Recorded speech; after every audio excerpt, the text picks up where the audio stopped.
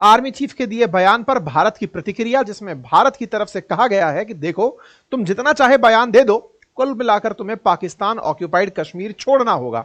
भारत का यह बयान पाकिस्तान के लिए क्यों आया, इसके पीछे की वजह है इनके सेना अध्यक्ष आसिम मुनीर। आसिम मुनीर ने हाल ही में पाकिस्तान में आयोजित एक विदेशियों के सम्मेलन को संबोधित करते हुए, यानी जो पाकिस्तानी बाहर जाकर बस गए उनको वापस बुलाया गया, उन्हें कमरे में बिठाकर सुनाया गया और सुना करके उन्हें याद दिलाया गया कि पाकिस्तान क्यों बना था।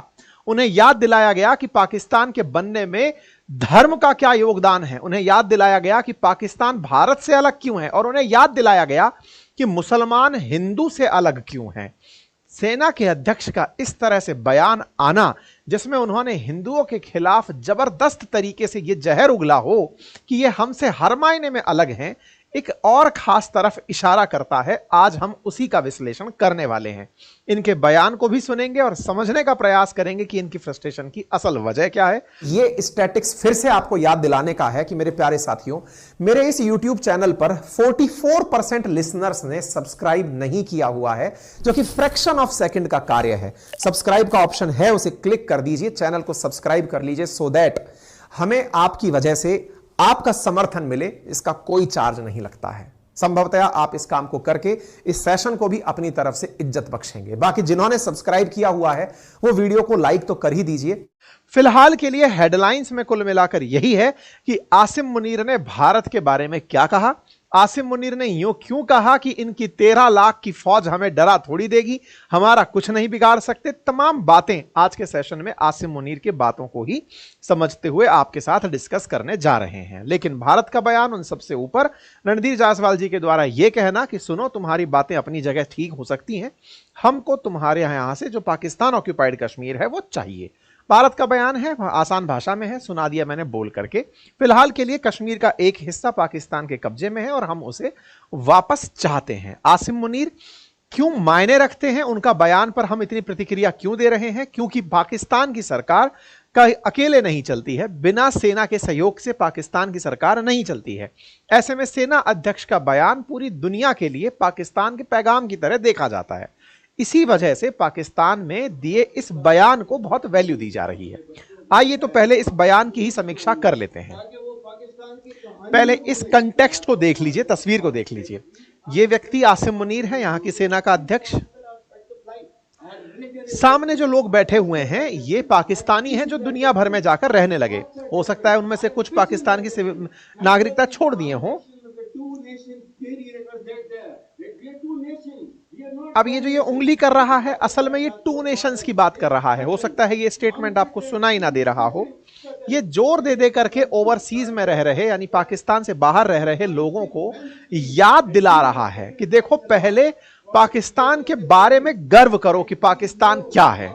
पाकिस्तान के बारे में गर्व करने के लिए इसने वजह दी कि पाकिस्तान का जन्म कैसे हुआ, कैसे पाकिस्तान बिल्कुल मदीना की तरह, बिल्कुल वैसे ही जिस तरह मदीना की स्थापना हुई, कुछ वैसे ही पाकिस्तान की स्थापना हुई। साथ ही साथ इसने यह भी याद दिलाने का प्रयास किया कि पाकिस्तान के लोगों, अपनी आने वाली पीढ़ियों को याद दिलाना कि पाकिस्तान किस तरह से धर्म के आधार पर बना देश है। तीसरी इंपॉर्टेंट बात जो इसने ये कही कि पाकिस्तान हिंदुओं से बिल्कुल अलग है, मुसलमान हिंदुओं से हर तरह से अलग है। हमें यह बात अपनी पीढ़ियों को बतानी होगी।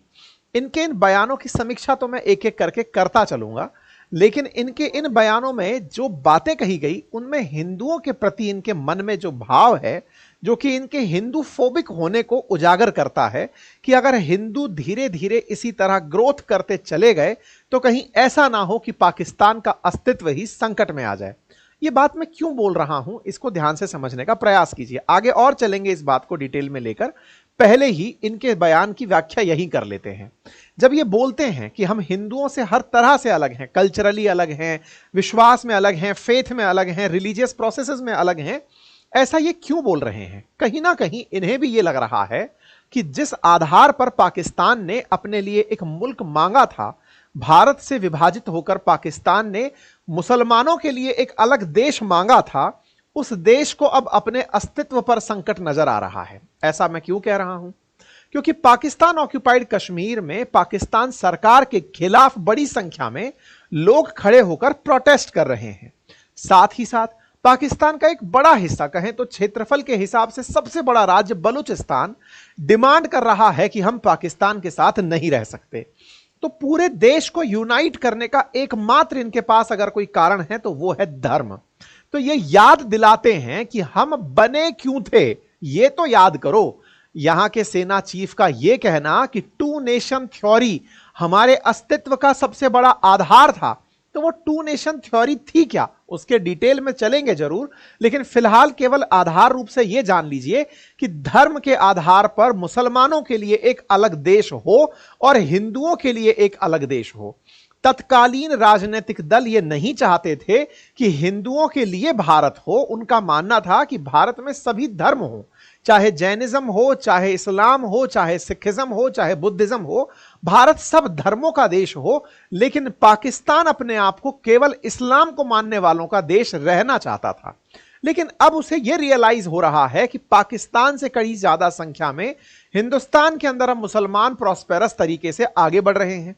इतना ही नहीं, पाकिस्तान के अंदर रह रहे मुसलमान अब पाकिस्तान के ही खिलाफ खड़े हो रहे हैं। जैसे 1971 में पाकिस्तान से टूटकर बांग्लादेश का बनना, अगर सही मायने में ये उस ही इस्लाम की वजह से एक रहे होते तो ये यूनाइटेड फॉर्म में रहे होते। लेकिन देश टूट गया और दोबारा टूटने की कगार पर पहुंच गया। बलूचिस्तान वाले लोग तो खुद को मोटिवेट ही ये कहकर करते हैं कि भाई जिस तरह से 1971 में बांग्लादेश बना था, ऐसे ही एक दिन बलूचिस्तान अलग देश बन जाएगा। यानी कि इस्लाम इन्हें बांधने में कारगर साबित नहीं हो रहा।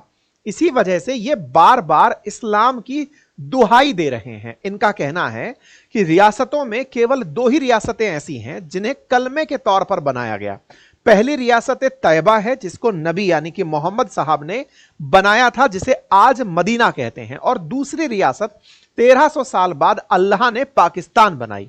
मतलब इसका यह है कि पूरी दुनिया में 2 ही मुल्क ऐसे हैं जो सीधे तौर पर इस्लाम और कलमे की बुनियाद पर बने हैं। उनमें से एक मदीना, जो मक्का मदीना जिसे आप कहते हैं, और दूसरा पाकिस्तान 1947 के अंदर बना। इसके पीछे का तर्क क्या है?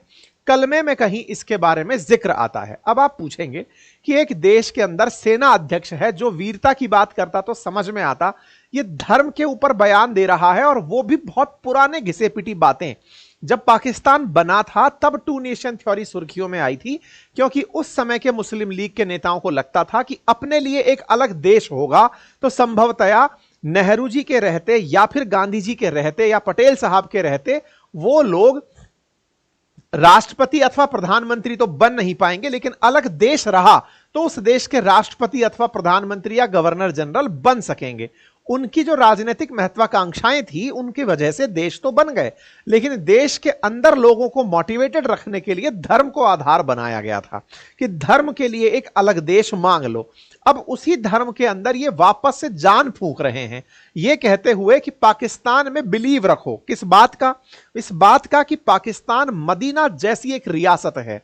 मतलब यहां पर रियासत मदीना वाला फीचर है, खुद मोहम्मद साहब के कलमे में इसका जिक्र है। अर्थात अब सेना को भी धर्म की जरूरत आ पड़ी है। सेना भी धार्मिक आधार पर खुद की वैलिडिटी चाहती है ताकि उसके खिलाफ हो रहे राजनीतिक विरोध को वो हैंडल कर सके। ऐसा क्यों? क्योंकि आपको याद हो तो इमरान खान आसिम मुनीर के सख्त खिलाफ थे। इमरान खान का मानना ही यह है कि उन्हें जेल में भिजवाने वाला आसिम मुनीर है, जो वर्तमान में सेना अध्यक्ष है।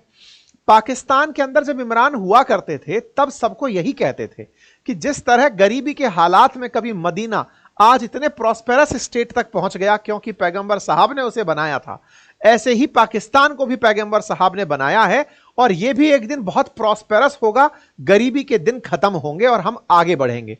तो आज आसिम मुनीर इमरान खान के समर्थन वाले बयान देते हुए ओवरसीज लोगों के सामने दिखाई दिए। इसकी और भी बहुत सी वजह हो सकती हैं, क्योंकि अमेरिका आसिम मुनीर को लेकर इस समय बड़ा तल्ख है। उसे लगता है कि आसिम मुनीर को ही हटा दिया जाना चाहिए, तभी इमरान वापस आएंगे। लेकिन इमरान जैसे बयान देकर वो अपनी सॉफ्ट छवि पेश कर रहे हैं, या फिर ये कहिए कि धर्म के लिए एक कट्टर छवि पेश कर रहे हैं, ताकि लोगों को वो भी एक ऑल्टरनेटिव टू दी गवर्नमेंट नजर आए। कुल मिलाकर इतनी सी बात शुरुआत में दिखाई देती है। उस भारत पाकिस्तान के विभाजन में ये जो टू नेशन थ्योरी है, ये धर्म से उपजी थ्योरी है। धर्म के आधार पर दो देश होने चाहिए, ये व्यक्ति आज भी वही लाइन बोल रहा है। तो हमारे लिए ये बात आज बोल रहा है, ये नई नहीं है। भारत की मीडिया में इसको बार बार दिखाया जा रहा है कि इसने हिंदुओं के खिलाफ जहर उगला है। 85 साल बाद पहले का जहर है, उसने इस बोतल को फिर से सूंघ लिया है, उसको बोल रहा है। अब तो हमें यह तलाशने की आवश्यकता है कि इसकी अब जरूरत क्या पड़ी कि इसको ये दोबारा जहर उगलना पड़ा। इसकी इनसिक्योरिटीज क्या हैं? इसकी इनसिक्योरिटी ये है कि ये समझने निकल पड़ा है कि आज बड़ी संख्या में मुसलमान भारत में भी है। पाकिस्तान के अंदर रह रहा मुसलमान भी भारत जाना चाह रहा है। बलूचिस्तान टूटकर अलग होना चाह रहा है। तो इसने धर्म के आधार पर पहले पाकिस्तान को कलमे से जोड़ दिया और उसके बाद याद दिलाया कि हम केवल नेशन फॉर पाकिस्तान जो है वो इस्लाम के लिए है। इसकी इस गलती से दो कारण भारत में भी प्रवोक हो सकते हैं, और वो क्या है? भारत के अंदर कुछ लोग इस बात की जिद पर अड़ सकते हैं कि मुसलमानों को तो वहीं चले जाना चाहिए, क्योंकि मुसलमानों ने उस समय पर यहां रहने की गलती ही क्यों की? क्योंकि अल्टीमेटली टू नेशन जब बन ही रहे थे कि मुसलमानों के लिए एक अलग देश है, तो वहीं जाओ, आसिम मुनीर चिल्ला चिल्ला कर तुम्हें बुला रहे हैं। वहीं दूसरी ओर भारत में एक मांग इस बयान की वजह से यह और उग्र हो सकती है कि हिंदुओं के लिए एक अलग देश क्यों ना हो। और हिंदुओं की जनसंख्या में जब जैन और बुद्धिस्ट को काउंट किया ही जाता है, तो इन सबको एक संयुक्त रूप से हिंदू राष्ट्र घोषित किया जाए, सेक्युलर पद को हटा दिया जाए और हिंदू देश रखते हुए मुसलमानों को उठा करके पाकिस्तान भेज दिया जाए। इस तरह के बयान के ये भी मायने निकाले जाते हैं कि इसका उद्देश्य असल में भारत की सुर्खियों में ही आना था, ताकि भारत में सांप्रदायिक सौहार्द को बिगाड़ा जा सके। यह भी इसका एक उद्देश्य हो सकता है। देखो, पाकिस्तान मुसलमानों के लिए खड़ा है, लेकिन उन्हें यह समझना चाहिए कि भारत के अंदर अस्थिरता पैदा करने के लिए यह बयान बहुत तुच्छ है। भारत इस तरह के बयानों को तो केवल सोशल मीडिया से ही खत्म कर देता है। खैर, फिलहाल के लिए इतना ही। जानकारी पसंद आई हो तो साथियों से अवश्य साझा करें। चैनल पर नए हैं तो सब्सक्राइब कर लें।